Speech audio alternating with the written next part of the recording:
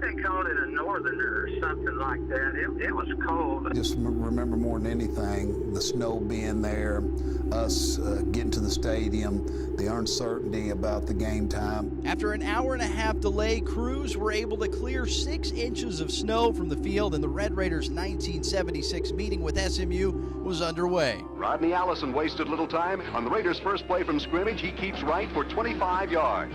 The snow may have been gone for now, but it was still bitter cold. Coach Sloan was not a real cold weather person. I'm a cold weather guy when I get inside. So I remember him. I remember all the coaches on the sidelines. It was really a cold day in Lubbock. One of the coldest in November in Lubbock history, but that didn't faze kicker Brian Hall. The story I remember about the game is Brian Hall was our field goal kicker, and Brian kicked with an artificial leg. I went over to Brian right before he went to kick the field goal, and I said, Brian, now, if we make this field goal, we'll have a good chance to win the game. He said, don't worry about a thing, Coach. My toes aren't cold at all.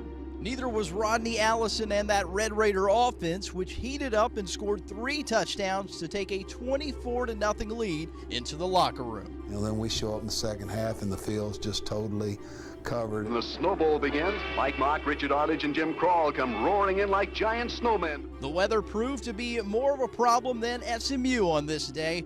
Texas Tech came out on top 34-7, but it was clear that wintry weather was the one that won the day. We got put in a bunch of our backups fairly early in the game, and so it was a lot of fun just to sit over there and kind of watch the snowball or the effects of a bunch of guys playing in really a lot of snow. There had to be several inches on the field. We had a really good team, a lot of good players. They weren't going to let a little snow keep them from winning, but I never will forget that I was so cold I could barely talk.